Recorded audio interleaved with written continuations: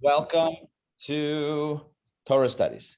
Torah Studies is where we hang out together and explore some deep themes in the Torah portion each and every week. Why? Because this is how we roll. This is how we stay connected with Torah, with Yiddishkeit, with Judaism. This is how we stay inspired on a weekly basis. Every week we have a different theme. So this week's theme, as we'll explore throughout tonight's session, is all about the struggle between logic and faith. Logic and faith. I'll give you an example. Actually, I'll tell you a story.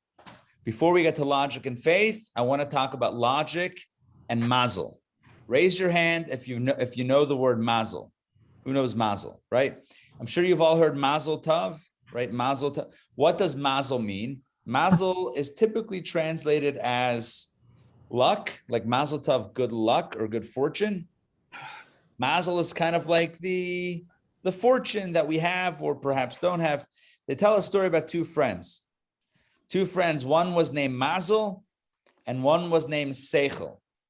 So I'm going to do a translation again. Mazel is the one with all the luck, and Seichel is the one with all the logic, the one that's very thought out. So two fellows traveling together, Mazel and Seichel. And they're traveling for a while, and Mazel turns to Seichel and he says, I'm getting tired from all this journey, from all this walking. I think I am going to lie down right here and take a nap. And Seichel says, are you crazy? Are you kidding me? You're lying down in the middle of a road. How is lying down in the middle of the guy was about to lie down in the middle of the road? He says, lying down in the middle of the road, that's meshuggah, that's crazy, that's reckless. A car is going to come, God forbid, right, and not see you. Too dangerous. He says, I don't know, Mazel. I don't agree with your decision making at all. I am going to pull off. I'm going to go and lie down at the side of the road. And so it was. Mazel was in the middle of the road and Seichel was on the side. Fast forward a few minutes, 15 minutes later, a truck comes barreling down the road, and the truck is going way too fast to stop in time. And it sees Mazel, it sees somebody lying down in the middle of the road, quickly swerves, doesn't see the other guy, hits Seichel, and that's the end of Seichel. And so what's the moral of the story? Don't worry, this never happened. But what's the moral of the story? It's good to have Seichel, it's good to have logic, but you need a lot of Mazel also. You need some Mazel in life as well. All right, that's about Mazel and Seichel. But tonight we talk about another duality, which is Seichel, which is logic, but also faith, taking a leap of faith. So I want to begin with an analysis of an English phrase. You know, when people talk about love, they talk about falling in love, right? You've heard the expression falling in love, yes? Falling in love. All right, I'm going to ask you a simple question. It's one of these not clutch, maybe also clutch, but klutz kashas. It's like obvious question that no one asks. Why do we call it falling in love? Why don't we say striding in love or power walking in love or strolling in love or I don't know, anything else? Why falling in love? All right, I'll give you the answer. Because falling connotes something that is out of control, right? Falling evokes this idea of being out of control, not fully in control. Because love, as much as there is logic to love, the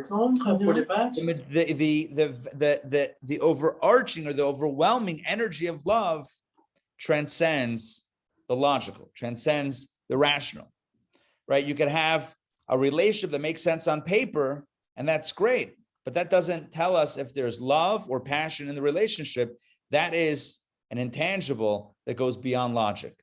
So what I'm trying to say is that there are two factors. You need, obviously, logic, you need rationale, you need reason, you need seichel, but you also need a good healthy dose of faith, something that goes beyond logic. When I say faith, that which goes beyond logic, super rational or irrational commitment that goes beyond what makes logical sense. We'll see how this plays out in this week's Torah portion in really powerful ways as we explore the major theme of the parasha, the major theme of the Torah portion, which is, as you may know, the mitzvah of the para aduma, the red heifer. So let's now jump into the Torah portion. Let's jump into the theme of the Torah portion. Let me introduce the mitzvah of the red heifer. So the Torah says as follows. The Torah says, give me a second. What does the Torah say? The Torah says that when a person becomes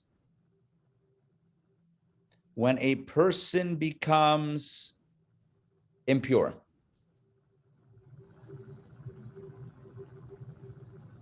when a person becomes impure by coming into contact with a dead body. So a person passes away, someone else comes in contact with it, that renders the person that came in contact with it ritually impure. So there's only one way you can get out of that state of impurity and become pure once again. And that is through the sprinkling waters of the paradum of the red heifer. So the way it would work is that there was, we'll read it inside. You had to have, number one, a red heifer, a red cow, perfectly red cow, even if it had two black hairs and the whole cow was not a perfectly red cow. You take the animal, you slaughter it, you burn it, you take the ashes, you mix the ashes with some other items, and then you put the ashes into fresh spring water, and then you sprinkle that on the person who became impure, and poof, just like that. You do it on the 3rd and 7th days after they contracted the impurity, and after the 7 days, they become ritually purified through the ashes or the ash water mixture of the red heifer. Okay, sounds perfectly reasonable to me, right? All right, this is the mitzvah. This is the mitzvah of the red heifer. So we're going to explore this, analyze it, and walk away hopefully with some powerful life lessons that we can all apply to our own situations. So I'm going to share my screen. We're going to begin by jumping into the mitzvah as described in the Torah, the red heifer. Make this a little bit bigger, and let's ask Paul, if you're up to it. Paul, please read text number 1. God spoke to Moses and Aaron, saying, "This is the law of the Torah that God commanded, saying, speak to the children of Israel and have them take for you a perfectly red, unblemished cow upon which no yoke was laid. And you shall give it to Eleazar the Kohen, and he shall take it outside the camp and slaughter it in his presence. Eleazar the Kohen shall take from its blood with his finger and sprinkle it toward the front of the tent of meeting 7 times. The cow shall then be burned in his presence, its hide, its flesh, its blood, with its dung he shall burn it. The Kohen shall take a piece of cedar wood, hyssop, and crimson wool, and cast them into the burning of the cow." All right, so that is, we've all heard of burning man, right? This would be burning cow, and I guess, and that's what's going on here with this paradum, with this red heifer. And then, of course, you take the ashes, right? The ashes included from the cow, as well as the cedar wood, the hyssop, and the crimson wool, and then you mix it. We don't have the whole mitzvah there, just a few verses excerpted from the parasha, from the Torah portion. You mix it with the fresh spring water, and you sprinkle on the person who became ritually impure on day 3 and day 7, and after 7 days they become purified. Now, why did you need to be pure? Just a general knowledge information or general knowledge point. Why did one need to be pure, ritually pure? Well, back in the day there was a holy temple, and to go to the temple you needed to be ritually pure. To eat from the temple, from the sacrifices, or to participate in any of the holy services, you needed to be in a state of ritual purity. So being in a state of ritual impurity was problematic. Now, most cases of ritual impurity just require going to the mikvah, a ritual bath. But when a person came in contact with a dead body, with a dead human body, then it would be a much greater level of ritual impurity, which would require the ashes of the red heifer and this mixture that we're speaking about tonight. Now, there are 3 types of mitzvot. And if you've studied with me before, if you've taken perhaps other classes as well, you may have encountered this idea that there are 3 categories of mitzvot, of Torah law. So one is the category of that's called mishpatim. Second category are called edut, and the third are called chukim. So we have mishpatim, edut, and chukim. What's the difference? And what do these Hebrew words mean? Mishpatim are what we would call civil law, essentially laws that are rational, laws that pertain to things that make sense.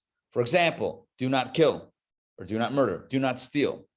It's protecting each other and property and safety and all that stuff. So all of the Torah's laws that pertain to things that make a lot of sense, we call those mishpatim.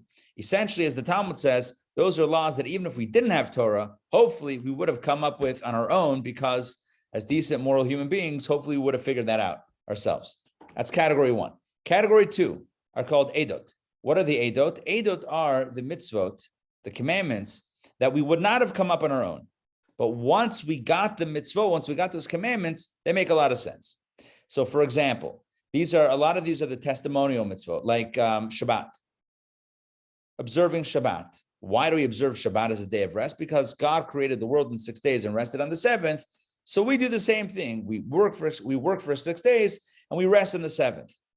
So if the Torah didn't mention it, we might not have thought to do it. But once the Torah mentions it, it makes sense. We're emulating God. Rest makes sense. It has a basis in logic once we have it. Or another example, eating matzah on Passover. The Torah says on Passover, eat matzah. Why? Because it's the original food. It's OG food of the generation of the desert, of the Exodus. Cool. That makes sense. It's kind of cool. Throwback, a little retro food. It makes a lot of sense. Once you have it, we might not have come up with it on our own. Another example would be building a sukkah on the holiday of Sukkot. Again, we could go through all these mitzvot, but you get it. These are mitzvot that are not, I would say, you don't find them in other cultures. They're unique to Judaism. So we needed to be uniquely commanded about them. But once we have that commandment, it also makes sense. So category one are the rational laws that we could have come up with on our own. Level two, or category two, are the laws that we would not have come up with on our own. But once we're given them, they make sense. Category number three are the chukim. Category number three are those laws that even once we have them, they still don't make any sense. For example, the Torah says, don't wear a garment that is woven of wool and linen together. Why not? Beats me. Who knows? Because God said that in the Torah. No wool and linen, right? Why? Is it like a fashion faux pas? Is it like, oh my gosh, the red carpet, wool and linen, like that's it? They pull the carpet out. Is that what's going on? No, the Torah says wool and linen, not in the same garment. The Torah says don't eat milk and meat together. Unhealthy? Is it bad for cholesterol? Is it bad for your heart? The Torah just says don't mix meat and milk. Why? It's a chok. And the ultimate example of the chok, of this super rational or maybe even irrational law, is the law of the red heifer. Somebody becomes ritually impure. First of all, what does that mean? Because they came in contact with a dead body, so they become ritually impure? Why? Okay, that's one element. But then how do you get out of it? How do you become pure once again? How do you become purified? Through the slaughter and the burning of a red cow, perfectly red cow that was never worked in the field, mixed with cedar wood, a hyssop, and crimson wool, all burned into ashes. And those ashes are mixed with spring water. It's sprinkled on the person on days 3 and 7, and then they become purified. That makes any sense? You kidding me? How does that make any sense? Right? This is the ultimate example of a chok, of a mitzvah that challenges our logic. Certain mitzvot don't bother the logic. It makes sense. Don't kill, don't steal. Yes. Respect each other's bodies and property. Sure, I get that. You want to commemorate Passover, the Exodus every year with eating matzah? I get it. Makes sense. But you're telling me that somebody that becomes ritually impure magically through being in contact with a dead body needs to sprinkle this mixture of ashes and water and then they become purified? I'm just going to raise my hand and say, what is going on here, right? But it doesn't make any sense. So this is the example of a chok, of a mitzvah that challenges the logic. You have to take it on faith. Speaking about faith and logic, it challenges the mind, which begs the question. You see, I'm going to share my screen with you again, and I want to point out a verse that we read, that Paul read, that is very interesting. Okay, this was text 1, right? We did this before. And God is telling Moses and Aaron, and he introduces this law by saying, this is the law of the Torah that God commanded, making it sound like this is the ultimate law of the Torah. I want to tell you this. There are a lot of mitzvot, there are a lot of laws that we could point at and say, that is symbolic of the entire Torah. That really captures the essence, the energy of Torah. There are many mitzvot that we could do that with. For example, we could say that Torah studying Torah is like, it's the whole Torah, because you study Torah, you know exactly what to do. Okay. A person could say that, we could say that if you desist from serving idols, that's the whole Torah. That makes sense. That's like the mitzvah of the Torah, to not serve idols, because serving idols would be an affront to everything the Torah stands for. One could say that tzedakah, charity, is the mitzvah of the Torah, right? It's like giving of what we have to someone else. That captures the generous spirit of the entire Torah. Somebody could say that love your fellow as yourself, the golden rule, right? Love your fellow as yourself. Maybe that's the mitzvah of the Torah. But you're telling me that the ashes of the red heifer mixed with water sprinkled on a person on day 3 and 7 to purify them from a state of ritual impurity from coming in contact with a dead body, that is the law of the Torah? That is the mitzvah of the Torah? You kidding me? How is that the mitzvah of the Torah? And I understand that in the Hebrew it says zot, chukat haTorah. This is the chok of the Torah, which makes sense. It's the irrational law of the Torah. But in most translations, and even according to the commentaries, chukat or chok, although it specifically means an irrational, a super rational mitzvah, it also generally refers to a law of the Torah. And so that by the Torah saying that this is the law of the Torah, this is the mitzvah of the Torah, it seems to kind of lift up this mitzvah as the ultimate embodiment of what Torah and mitzvot are all about. And my question is, how does that make any sense? How is this the ultimate law? By the way, this question that I just asked you is not my own question. It's asked by the classic commentaries, including the Orach Chaim HaKadosh, the holy Orach Chaim, who was a mystical commentary on the Torah. He asked this question that I just asked. So that's question number 1. Question number 2. Question number 2 pertains to King Solomon. King Solomon is known as the wisest of all men. I'm going to share my screen with you. Let's take a look at a text that substantiates that, or that expresses that. This is coming from the book of Kings, and let's ask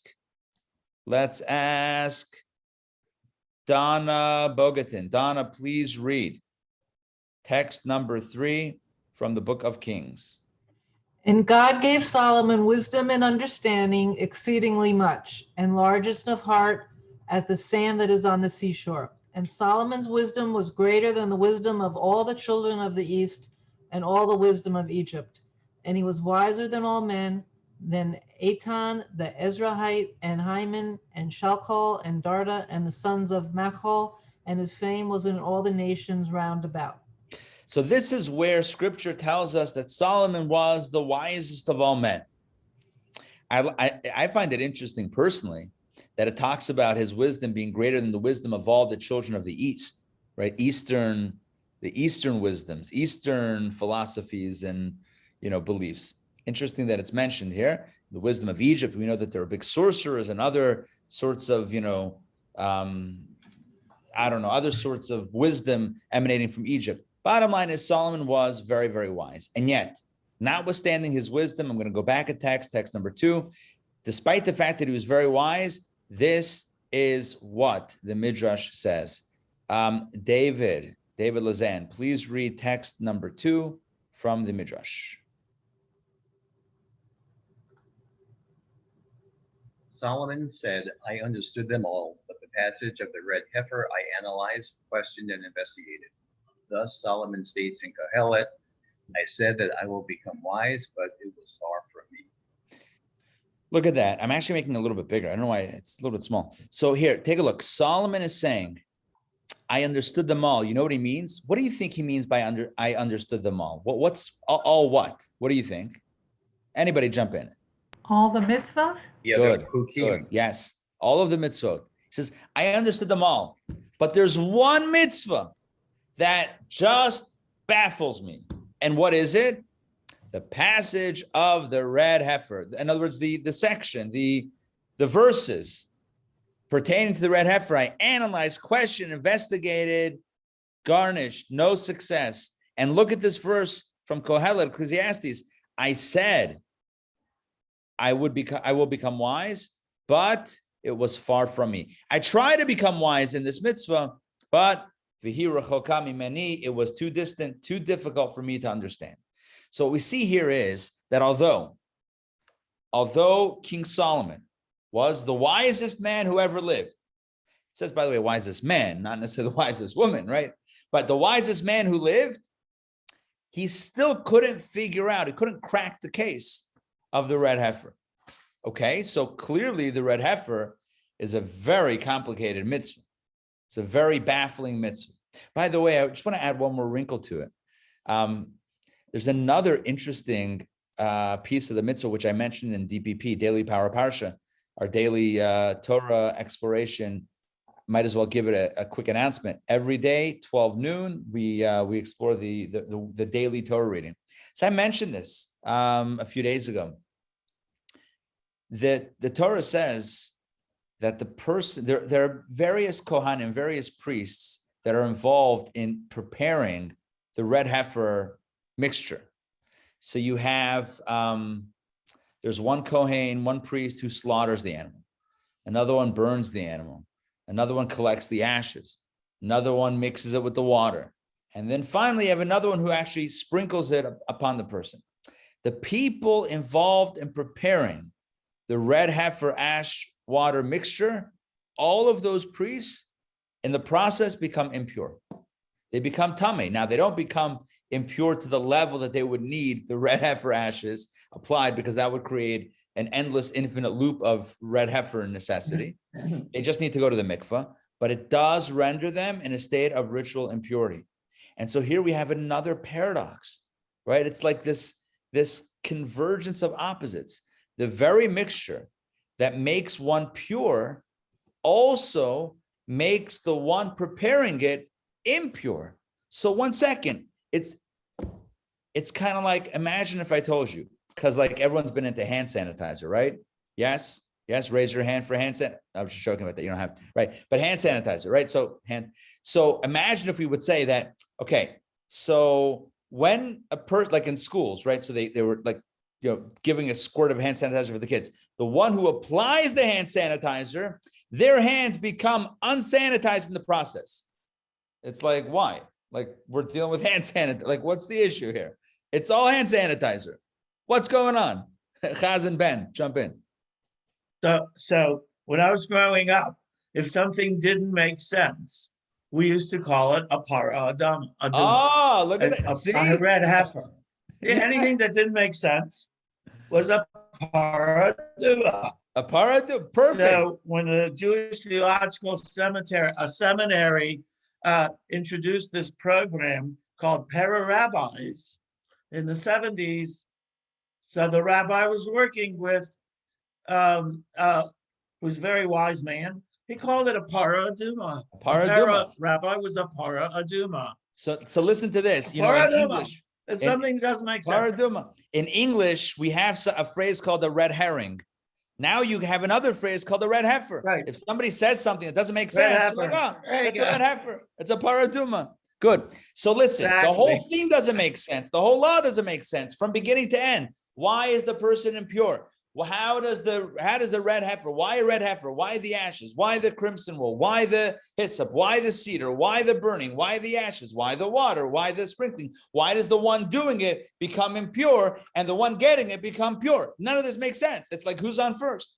It's like Abbott and Costello almost. Like, it doesn't make sense. So again, we have a few issues here. Number one, why is it called the mitzvah of the Torah? It seems like a very side somewhat obscure mitzvah that only pertains to certain people at certain times if they need it. It doesn't seem to be like the face, the billboard of what a mitzvah is, number one. Number two, King Solomon doesn't understand it. Now, that makes sense that he doesn't understand it because it's really nonsensical. But I want to add one more layer to this. Here's one more layer that we haven't talked about yet, because there was one person who did understand it. Take a look at text number 4. Take a look at text number 4. Let's ask Donna Herbert, please read text 4 from the Midrash. Rabbi Yossi, son of Rabbi Hanina, said, God said to Moses, to you I will reveal the reasoning of the red heifer, but for everyone else it will remain a shukah. Yeah, a chukah. Yeah, so God tells Moses, I'm going to let you in on the secret, but everyone else will have no idea what's going on here. So now I need to ask another question. What is this? God is giving. Do you know what else doesn't make sense? Do you know what else does? I'm sorry for interrupting. You know what else doesn't make sense? What doesn't make sense? We call it a para aduma, but the Torah calls it a fara aduma. Oh, right. So it takes out even the. We're not even pronouncing it. The pay, it becomes a pay. We changed the pay to a pay. That's because of Beged Kafet and yeah. But I'm just another conjecture. So so here's the deal. So when we're dealing with a mitzvah that is hard to understand, and we want to say, look, there's no reason, there's no rationale, you can't understand it, fine. Solomon can't understand it, I get it. Fine, I can't get it. I don't understand it either. But now you tell me that Moses understood it, so now we have a problem. Because number one, why is Moses allowed to understand it? Or more precisely, how does Moses even understand it if it's so illogical or super logical? Number one. Number two, if Moses was given somehow the secret, then how come someone else couldn't get the secret? How come Moses didn't explain it to others when God told I guess we have here that God tells Moses not to share it, but the information didn't leak? It didn't leak at all. Like there's no rationale. Why is God only giving the rationale to Moses, but not giving it to Solomon when Solomon was the wisest of all men? It's just a little bit confusing to try to figure out why is it that no one understands it except for Moses. What was special about Moses specifically with regard to this mitzvah? So to understand these questions, we need to look at a classic debate, a really interesting debate with regard to the chukim, those mitzvot that are very difficult to understand. So when it comes to a chok, chukim is the plural, chok is the singular. When it comes to the chok, when it comes to a mitzvah that we can't understand, this is what we call a chakira. Is it because we don't understand it, or because it is not understandable? In other words, is the issue in our understanding, which would imply or indicate that if we only had more wisdom, then we would be able to figure it out? Or is the issue or the source of this because it's just not understandable? So is it a gavra or a cheftza? Is it the person who's lacking the understanding, or is it the thing itself that can't be understood? Does that make sense? Yes? The two ways of looking at it? So again, is a chok, right, is a chok something that can't be understood essentially or categorically, or is it just something that we can't understand, but we can try to figure it out to the best of our ability? I want to bring out 3 different opinions. There are 3 opinions amongst the medieval philosophers, the Jewish philosophers. We're going to cite the opinion of Rambam Maimonides, a great philosopher. We're going to cite the opinion of Rabbi Yehuda Halevi, who was also a great scholar and philosopher. And then we're going to cite the opinion of the Maharal of Prague, the great rabbi of Prague who created the Golem. Each has a different take on it, but each is trying to explain what a chok, what a super rational mitzvah really is. So let's go through it. We have a lot to cover inside. So let's buckle up and we're going to jump right back into the text. All right, here we go. Maimonides. I'll give you the outside version of Maimonides, then we're going to read it inside. Maimonides says, I like this little header here. Rambam says, the problem is us. It's not that the mitzvah is not understandable. It's that we don't understand it. For this, let's ask Fred. Where is Fred? Hold on. Yeah. Why do not? Hey, Fred. Okay, take a look. Text number 5. Please unmute and take it away. The category of mitzvot called chukim, such as the prohibition against wearing wool and linen together, or against eating milk and meat, or the scapegoat on Yom Kippur. Our sages generally do not believe that these matters are entirely without reason or purpose, for that would render them meaningless. Rather, they believe that there is a cause for them, meaning there is some kind of purpose they serve. It is just that this purpose is hidden from us, either due to the limits of our intellectual abilities or a lack in our wisdom. Ultimately, every mitzvah has a reason. Every obligation or prohibition serves a purpose. The purpose of some of them has been explained to us, such as the prohibition against murder or theft, and the purpose of others has not been explained to us, such as the prohibition against eating a tree's fruit for the first 3 years, or the prohibition against planting forbidden mixtures. Whenever we find such a commandment where the reason is not understood, it is due to a lack in our own understanding. Perfect. Thank you for reading that.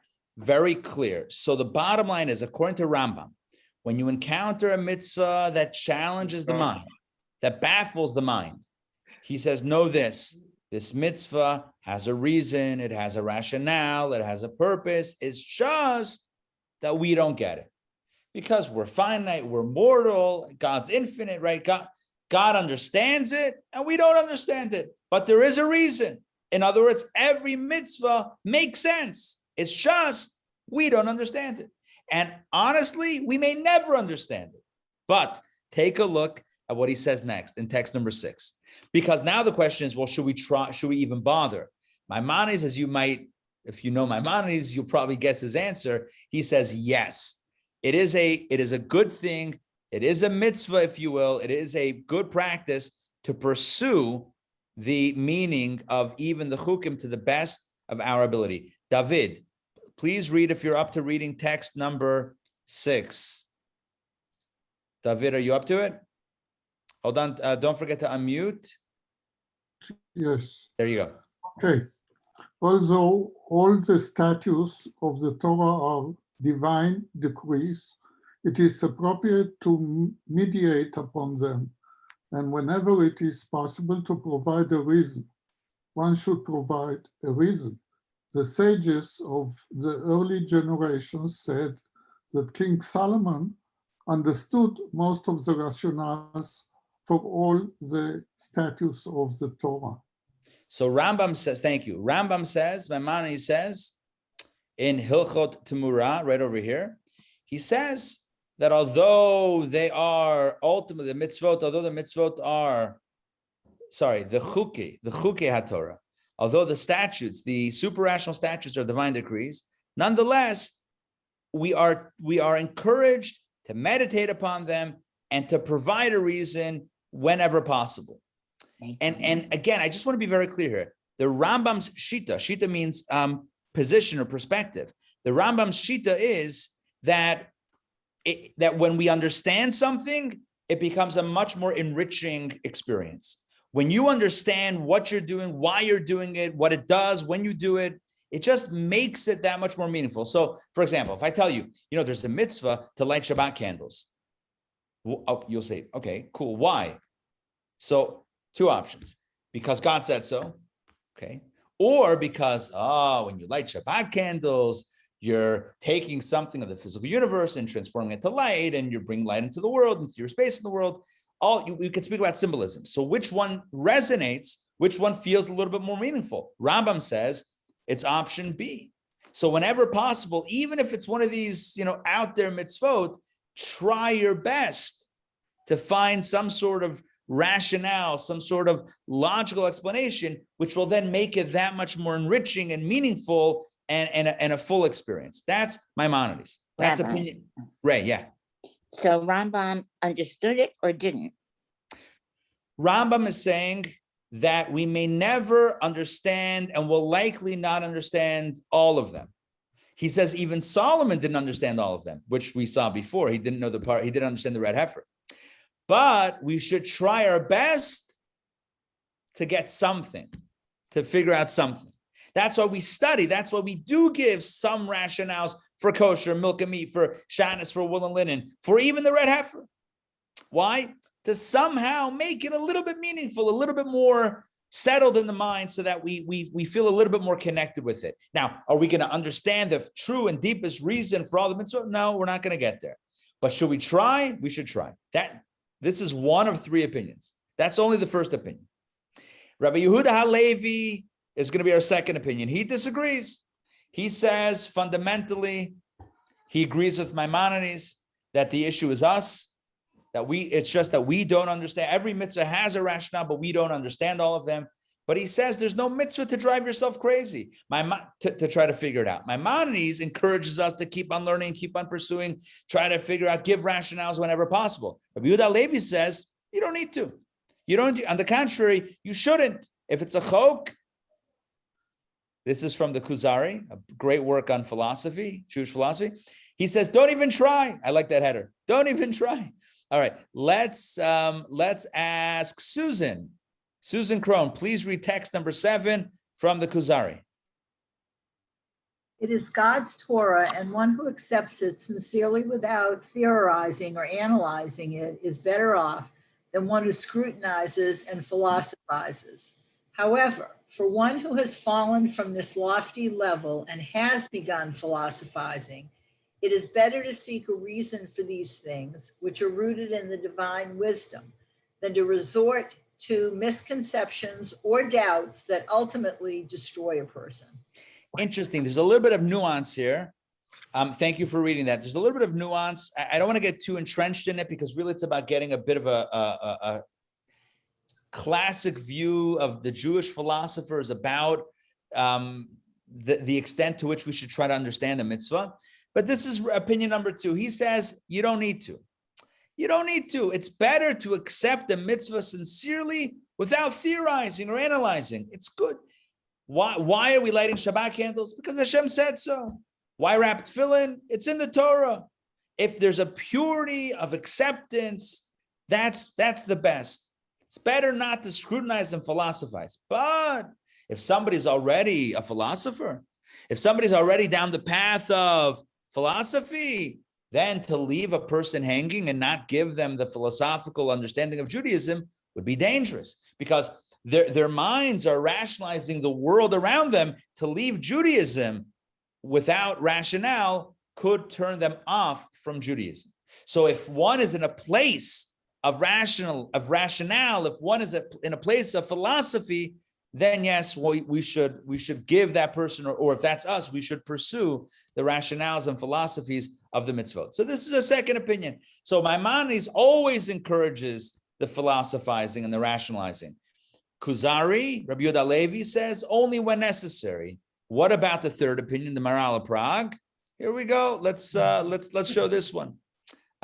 You know what, Richard Crone, if you're up to reading the third opinion.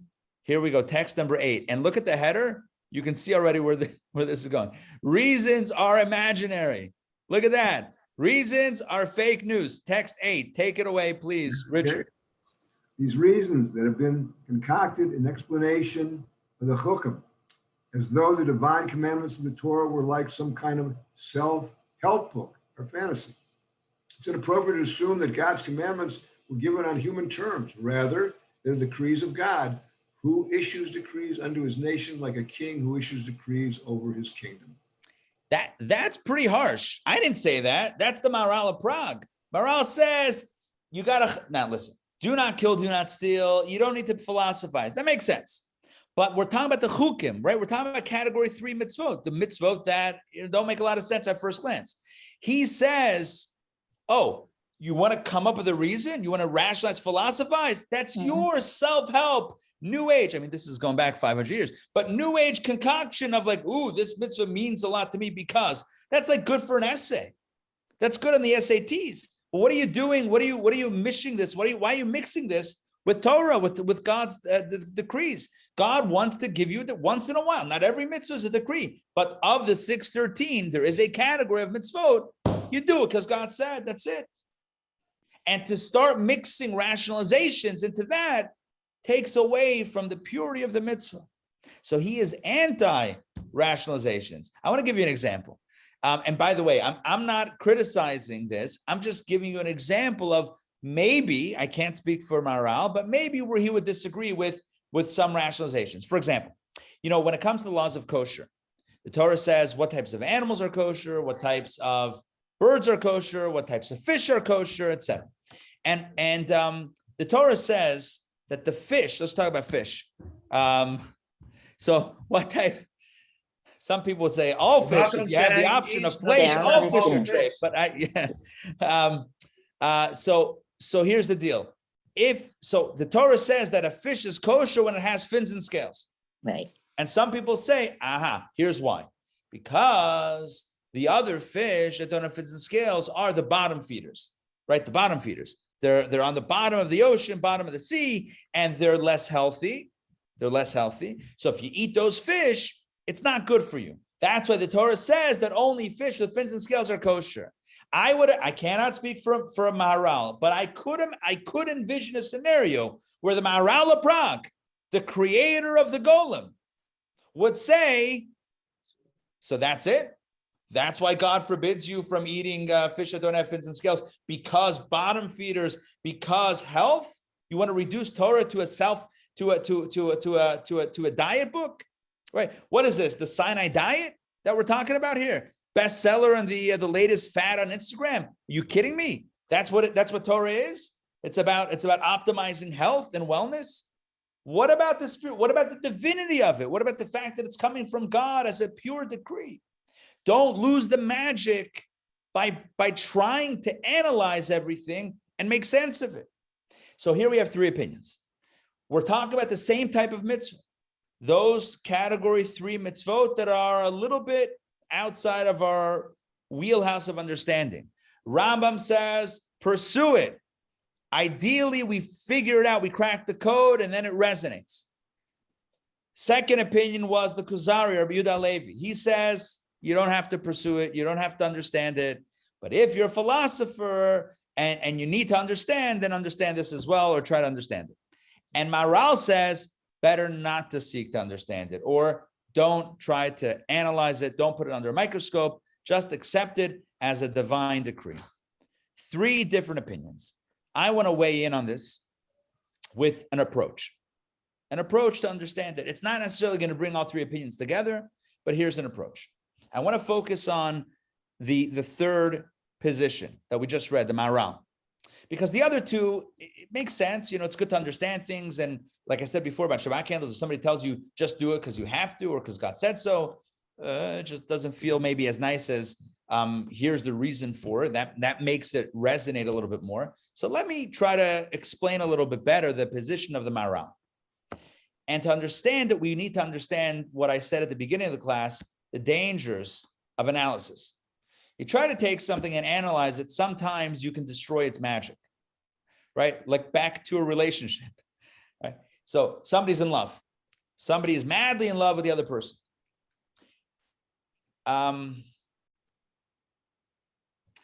Here's an interesting observation about love. When a person's in love, then the unusual things that the other person does are cute quirks. Like, oh, it's so funny that they do that, right? Because we're in love. And if a person falls out of love, those unique quirks become annoyances that drive us mad. It's like, I can't stand it. And sometimes in a relationship, what will start off as something, cute and funny will become maddening beyond measure. Why? It's because the intangible, if you will, right, is missing. It's because it's because the intangible falling into love, that thing that transcends logic, you can't explain it, it just is gone. And what's left is analysis. So you look at the person. What are you doing? Right? How does that make sense? Why would you leave the toilet seat up or whatever it is, right? Why would you do that? I don't understand. How does it make sense? Drives me mashuga. Drives me mashiga if you're from certain parts of Europe, right? Drives me bananas. When you analyze, when you try to explain things, when you try to rationalize things, we can get into trouble. So the mind is good. Have you ever heard, though, of the phrase paralysis by analysis? Yeah, you know what that means? It means that you analyze something so much, you can't even move forward. It's like, I can't make a decision because I've weighed the pros and cons and like, they both make sense. What should I do? I can't move further. You know who are the best decision makers? The ones who don't think too much about it. Those are the best decision makers. It's like, we're going. But what happens if we fail? We'll worry about it then, right? There are people that are very concerned about outcomes and what's going to happen, but then it inhibits taking the next step, as opposed to someone who, for whatever reason, whether they choose not to or whether they're just not thinking about it, if they find it more easy, it's easier to just jump in head first without a safety net. I'm not advocating that, but I'm just saying these are two different personalities. The more cautious, thought out, and the less cautious, throw caution to the wind. You live once, YOLO, right? You only live once. Let's just do it, and we'll see what happens. So here's the deal. There is value in the approach of just doing it. In fact, Nike knows the power of just do it. It became their slogan, right? So what the Maharal of Prague is saying is a twist on Nike's slogan. What he would say is just Jew it. That's what he would say. Not just do it, just Jew it. Don't overthink it. Don't try to rationalize it. Don't try to understand it, because if you break it down, it's going to lose its magic. Because right now you have the opportunity to engage in an act of submitting to a higher authority, to just letting go and just embracing the other in this relationship, in this divine relationship. Give you another relationship example. Yeah. The person you're in love with says, I'd like this, that, or the other. Let's go for a picnic. So say, yes, sure. Let's go for a picnic. But what if your response is, so tell me, why do you want a picnic? Yeah, why do you want to go on a picnic? Explain it to me so I can understand it. And then I'll let you know if I agree with you.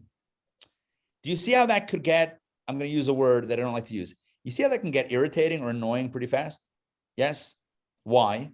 Because instead of just being with the other person and accepting them for who they are and how they are and what they like, etc., you're trying to analyze and break it down and make sense of it. And it can destroy the magic. It can destroy the magic of the relationship. Let's apply this to God. God says, I love you. Just don't wear wool and linen together. And so we say, well, why not? What's wrong with wool and linen? If I explain it to you, it's going to ruin the moment. Just don't wear wool and linen. That's okay. In that, you have plenty of mitzvot that you do understand, but there's a collection, category 3 of mitzvot that transcend logic, that transcend rationale. There's a beauty in those type of mitzvot. Just doing it because your beloved loves it. Just because your loved one loves that or doesn't love that. So which restaurant should we go to? Right? I'm in the mood of whatever. It's not analyzing it. It's not trying to rationalize it. It's not trying to philosophize. You philosophize my restaurant choice. You know what? Who wants to go out? Right? What movie are we going to?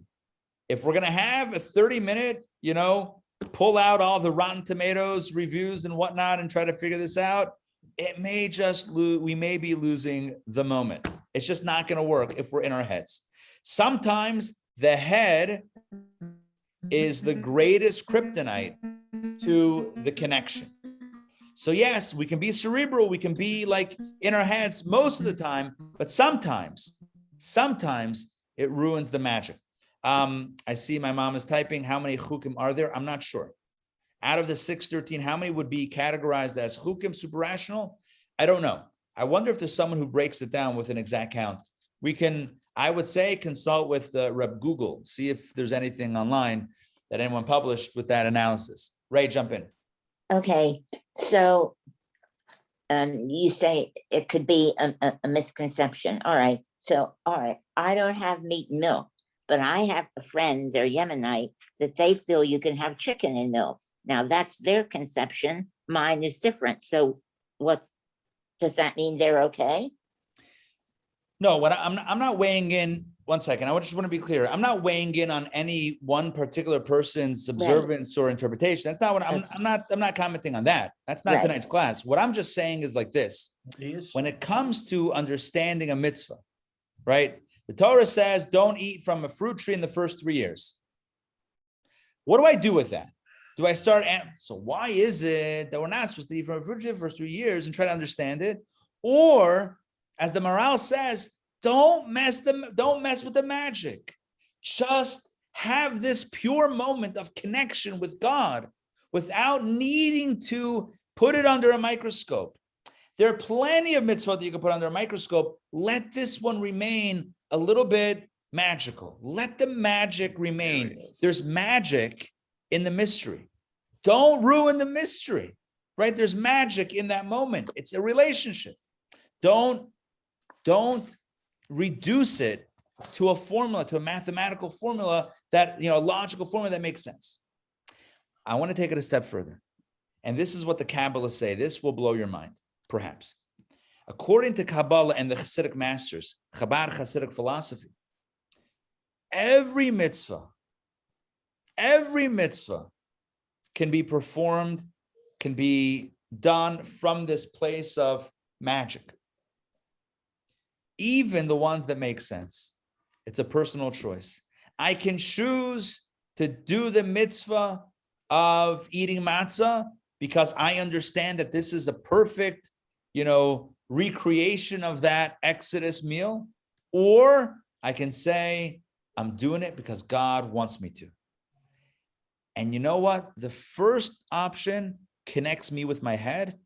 The second way connects me with the source.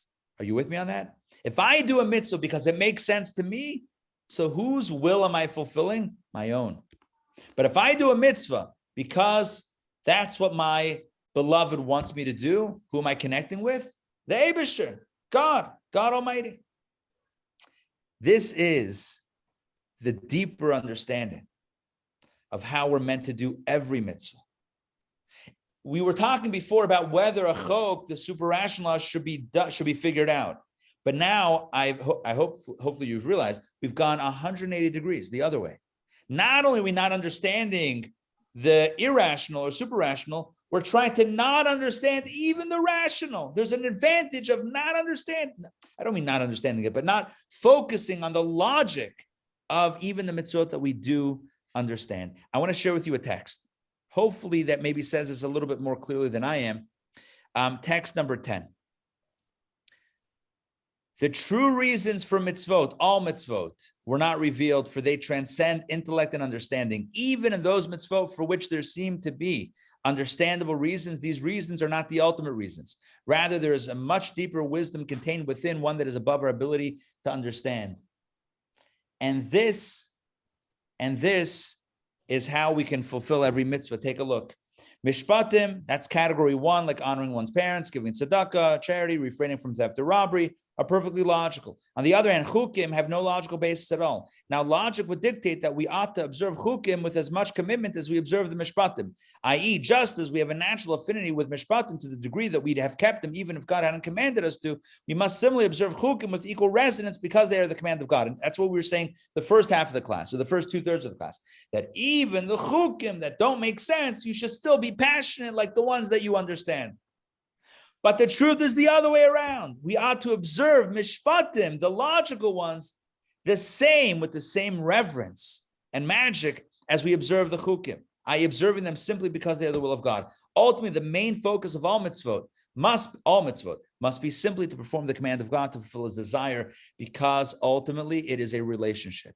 And the ultimate declaration of a relationship is, I accept you as is. I'm not trying to change you. I'm not trying to understand you. I'm not trying to convince you. I'm not trying to, rationalize or philosophize you. That would be annoying. I don't want to be annoying. I just want to be with you. And so, you have this quirk and that, I call it quirk. You have this unique thing and that unique desire and that unique like and that unique dislike. And you know what? Because I love you, I'm on board. And even the things I do understand, I don't get in my head and say, oh, I know why they want it. I just say, you know what? This is you and I love you. And that's it. Every mitzvah can be a chok which answers our question. At the beginning of the class, I asked the question, why is the mitzvah, the paraduma called Zod Chukat? This is the law of the Torah. And the answer that we've the answer that we've come to, that we've fallen into, love, right? The answer that we've come to is that every mitzvah is meant to be like the red heifer. That's why red heifer is the law of the Torah, because every mitzvah, like the red heifer, which we do it just because God said so, every mitzvah should be done because God said so, because we're in a relationship, because God wants it. And I want what God wants because I love God. That is the ultimate level of the mitzvah. And that's why Solomon doesn't understand that God withheld it from Solomon, because to give Solomon an understanding of every mitzvah would take away the magic. Take away the magic of the mitzvah. So Solomon doesn't understand it. It's called the law of the Torah because every law, even the rational ones, should be done with awe and reverence and love and respect like these chukim. But we're left with one question. So why did God leak the info to Moses? What's with Moses? And the answer is because what do we know about Moses? What was he the most of all people on earth? He was the most humble. Humble. He was the biggest anav. He was the most humble. Right? He was the most humble. And when you have humility, then when you have logical analysis, it's not being critical. It's not being annoying. It's not being philosophical. It's just understanding what the other one wants better. Well, understanding better what the other one wants. Let me go back to my picnic example. If the one who you love says, let's go on a picnic. If you say, why a picnic? What are you? Then it's annoying. Stop. The mood is over. I don't want to go on a picnic anymore. But if your response is, you want to go on a picnic? I want to go with you. Tell me, where would you like to go? What's the best place? If you're trying to analyze it, not because you want to understand it, but because you want to serve them better, so to speak, then it's not annoying. Then it's truly part of an expression of love. And this is why Moses could handle the reason for the red heifer. Because when he understood the reason, he did it from a place of humility. Humility meaning, i.e., it's not about self, it's not about ego. Humility means no ego. So when there's ego involved and there's rationalizing involved, that could ruin the mood. But when there's no ego, but just a curiosity, I want to learn more about you. It's a pure, egoless curiosity. That's not annoying. That's endearing. That's a beautiful thing. So what's the final word here? A few points. Number one, there are different types of mitzvot. Some we get, some we don't get. Point number one. Point number two, it's good to be passionate about a mitzvah. So when we understand it and we're passionate, that's a good thing. Point number three, it's good to just do a mitzvah because God wants, and we're in a relationship. So of course we're going to do it. There's beauty and power in the acceptance of a chok. There's so much beauty and power that really every mitzvah should be infused with that underlying spirit, which is why we shouldn't try to mess with the magic of the super rational laws. Why was Moses given it? Why was he given the reason? Because Moses was so humble that his analysis wouldn't lead to a different conclusion. It's like if I'm analyzing why picnic from an ego place, I might decide I don't want to go on a picnic. But if there's no ego, it's all about you, then we know where this is headed anyway. We're going to go on a picnic. Just asking questions that speak to my curiosity. and my love and compassion. Let's hold questions for a second. I'm going to formally close it out, and then we'll have a discussion in a moment. But just in the interest of time, let me close it out. So what's the moral of the story? We are in a relationship with Hashem. And it's sometimes hard to imagine, I don't see God, I don't hear God, maybe I don't feel God always. So what kind of relationship is this? How does this work? That's really for another class to understand how we're in a relationship with God. But know this, you and I are absolutely in a relationship with God. And thus, the mitzvah plays a critical role. And the mitzvah that we don't understand plays perhaps the most critical role. It's how invested are you in the relationship? Are you invested even when it doesn't make sense? Because if you're only invested when it makes sense, that's not much of a relationship with the other. That's a lot about ego. That's about, I'm comfortable as long as it makes sense. Well, then that's not about them, that's about you. Are we invested? Are we in it, this relationship, to the point that we're ready to jump in? Faith versus logic. Logic is grand, but faith is 100 grand. My friends, thank you for joining me tonight. Thank you for joining me tonight for Torah studies. Let's jump in without overthinking and just Jew it. All right, let's take questions and comments. Chazan Ben, jump in. All right, so two quick things. First is a statement and the next is a question. So the statement I have to say is I was very fortunate to grow up in a minyan of gentlemen who were really, I mean, they may not have been totally observant, but they had faith. And so one of the very colorful people that I grew up with was a gentleman in Detroit by the name of Sammy Zaks, who was in the scrap metal business, tough guy. But he would always, his big statement was so appropriate for today's Torah lesson was, and what you were talking about, he says, I wear the pants of my family. And when I come home from Sunday morning minyan and my wife says, let's go on a picnic, I bang my fist on the table and I say, we're going on a picnic. There you go. There you go. So that's good. That's a good healthy. That was like a very appropriate to what you were saying. Yes. All right. So the second question, and it's a serious question for me, and that is, so is there, it has to be to do with my upbringing, because my upbringing said, people that influenced me said, minhag is more important than anything else. But pertaining to tonight's lesson, is a chok equal to a mishpat? Good question. The way I understand it, when all the dust settles, it's yesh bazeh ma she'ein bazeh. One has what the other one doesn't have. And each one has a maila quality that the other one's not going to have. So I want to go back to one of my early examples. You're asking the $1 million question. So Nu, which one is it? I'll just take the $1 million. You don't have to give me the answer. Perfect. Checks in the mail. It's in the blockchain. It's coming in Bitcoin. Look, here's the deal. When it comes to a mitzvah like, Shabbat candles, if somebody says, oh, here's what you should meditate on when you light Shabbat candles, and you're like, wow, I love that meditation. Oh, when I can't wait to light Shabbat candles this week, Friday night, 18 minutes before sunset, I'm going to meditate. I'm going to feel good about it. And I'm going to feel my home filled with light and warmth. It's going to be amazing.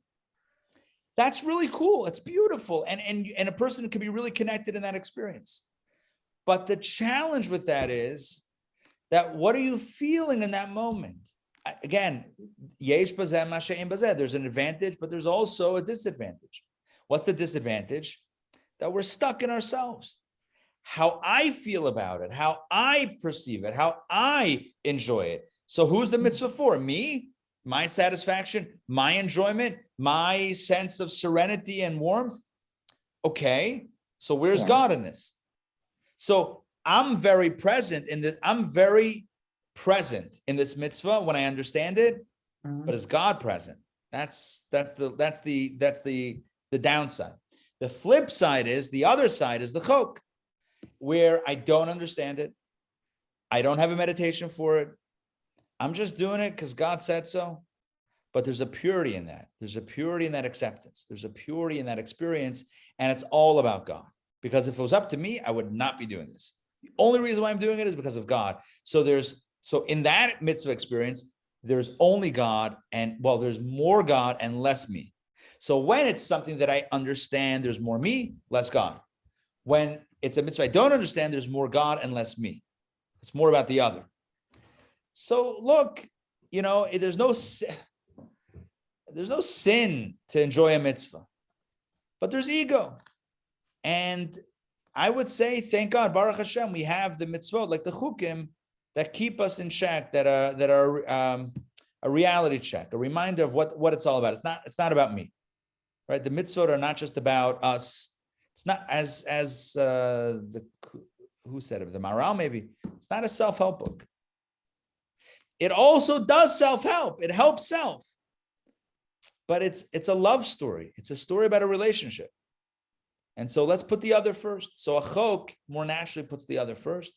A mishpat naturally puts us first. Is it bad? Is it good? Yesh b'zeh mashem b'zeh. It's like pros and cons. By the way, talk about paralysis by analysis. I mean, we could analyze this all night and be like, well, which one's better? All right, they both have advantages. Ray, did you have a question? Yeah, I'm going back to what I asked you before. And ego's not part of it, but Yeah. Two individuals interpret the chok a different way, but it can affect you if you're going with their interpretation. Yeah, no, I hear you. But you're asking a question about methodology of halacha or methodology of minhag, as Ben mentioned, right? You're talking about when there's a machloket of interpretation, when there's a dispute. So how do we know what's right? There's a system for that. There's a system. Achrei rabim lahatot. After the majority we go. It's the consensus. So in Talmudic times, everything until the era of the Talmud was clear.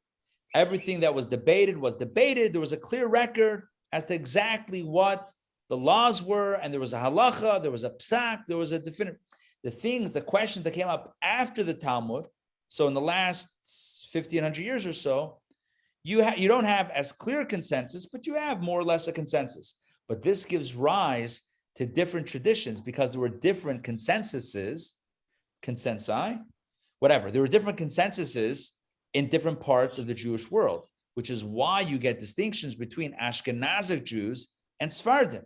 I'm not going to weigh in on any specific one because I feel like that would be, possibly right, taking a side on something that I don't feel right. I need to at this point right now and tonight. But without getting into a specific, the reason why, well, I'm going to get into a specific, that's a neutral specific, right? Like Ashkenazim on Passover, Ashkenazim don't eat kitniyot, right? Legumes, beans, rice, those sort of things. But Sephardim do. Yeah. Hold on, what's halacha? What does God want? So number one, go ask God. Number two, we have to figure it out because it's not clear in Torah. It's not clear. But there were different customs. The Ashkenazi rabbis lumped it for whatever reason. They made a takana, gzer, whatever it is. They decided to, or minhag. I'm not sure where exactly that one falls. They decided we're not going to do it. That was the majority of the Ashkenazic. Ashkenazic, by the way, is Eastern European Jewry. That was the majority of Eastern European Jewry or European Jewry. But the Sephardim, the Spain and Northern Africa, those communities, they had a different consensus. So here's what I'm trying to say. When there ceased to be a unified center of Jewish life, let me back up. Back in the day, there was a unified center of Jewish life in Israel. That's it, right? The Jews were in Israel. That's where they were. Then they split, some in Israel, some in Babylonia.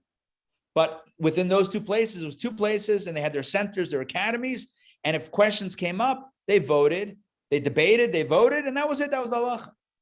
But now you have a global situation. Jews are spread out all over the place. So the majority of rabbis in one community might have one way of looking at it, and the majority of rabbis in another community have another way of looking at it, right? This is what makes things a little bit complicated or challenging, but you have to go by minhag hamakom, by the custom or by the assumption of the place. Well, I mean, when I say you have to, that's typically what's done. I'm not gonna get into the mechanics of if I came from one place and I moved to another place, then where do I go? This is really like almost an endless topic. But that's the bottom line is the things that are clear. But the questions that have come up since clarity kind of came to the fore, sometimes are questions, sometimes not. I mean, even things as basic as the definition of life. I mean, the end of life. What is the end of life? Is today debated. Is brain death considered to be a valid form of death according to Jewish law? Depends who you ask. Yes, you're right. Depends who you ask. So what I'm trying to say is that, there wasn't a possibility for the concept of brain death before 50 years ago or whatever it is, right? It wasn't possible because you didn't have a ventilator. You couldn't keep someone alive. You couldn't keep someone alive artificially, so to speak, on a machine. So, and by the way, I believe it was the Harvard ad hoc committee from Harvard Medical Center, Harvard Medical School had an ad hoc committee in the 60s or 70s, maybe 70s. They got together, they convened top doctors and ethicists in the US. And part of their agenda was to allow for there to be a concept of brain death. You know why? To allow for the harvesting of organs, organ transplantation. Because no ethicist would ever say you pull out a beating heart from one person to save another person. So how do you ever have a heart transplant? If you can say that even when the heart's beating, the person is technically dead, well, then you can ethically justify. Do you understand what I'm saying? Does this make sense what I'm saying? So the Harvard ad hoc committee had an agenda. I'm not saying they were wrong or not ethical, but it's stated, it's clear, documented. They had an agenda. They wanted to open up the door for essential organs for harvesting and transplantation. And that includes the heart. And a heart, well, today it's now more possibilities are opening up. But not that long ago, or even most of the time today, a heart has to be still beating to harvest as a viable transplant. Wow. Right? And so, but how do you pull out a beating heart? But if you say that brain death is death, so you could say the person's dead. The heart's beating, they're still dead. So I can ethically, morally, legally pull out a beating heart, put it in someone else, and not blink an eye. Why? Because the person, the donor, was legally dead. Halacha, rabbis today have the question. That's nice that the medical community came up with that. But what does halacha say about that? What is brain death? Is it actually death? Or is it, if the heart's beating anyway, by any way, is the person still alive? I'm not weighing in on it. As you know, I'm not weighing in right now on this. We've had classes on this, etc., medical ethics. But it's a question, and not all modern rabbis agree. Right. And it's a pretty fierce debate. And by the way, it's a pretty relevant debate. It's like yes or no. It's a pretty relevant debate. It's like, what do we do right now? Someone's life is potentially on the line or not. What do we do? Depends who you ask. How could there be such ambiguity in Jewish law? Because the concept didn't exist. The possibility didn't exist before a few decades ago. So there's no Talmudic discussion. There's no biblical discussion, certainly. There's no early halachic discussion on this, early Jewish legal discussion. It just wasn't in the lexicon. It wasn't a possibility. So now you have to look at original cases and original rationales for case law and try to decipher what would Jewish law say in this case. Now you have different opinions. Anyway, I'm just giving you an example of where things get a little bit complicated. But look, by and large, most of the stuff we know. Most of the stuff is clear, right? Shabbos candles, kosher, tefillin, mezuzah, matzah, sukkah, not wearing shatnez, woolen linen. These things are clear. Don't eat from a fruit tree the first 3 years. That we get. So let's do it. Because we understand it? Sure. Because God said so? Sure. Because of both? If you're Moses? Sure. Anyway, all right, that's it for tonight, my friends. Thank you, Donna. I appreciate that. All right, we'll see you soon. Laila Tov. Don't forget Sunday, very special. Sunday at 7 p.m. Escape from Cairo. Young man who grew up being taught hate turns his life around and becomes a human rights advocate, an advocate on behalf of the very people that he was taught to hate. He grew up a hater of Jews and Israel, and he now advocates for Jews and Israel. Join us Sunday night, 7 p.m. online for Escape from Cairo. You don't want to miss it. A riveting tale. He's an amazing speaker. More information on our website, intownjewishacademy.org. All right. Oh, also, I should mention, we started a course last night called Curious Tales of the Talmud. If you are not yet on that course, you want to get on that course because it's pretty fabulous. All right. That's just a scheduling note. If you missed the first class, I got recordings I could send you. If you want to jump in and join, let me know. I know a guy. All right.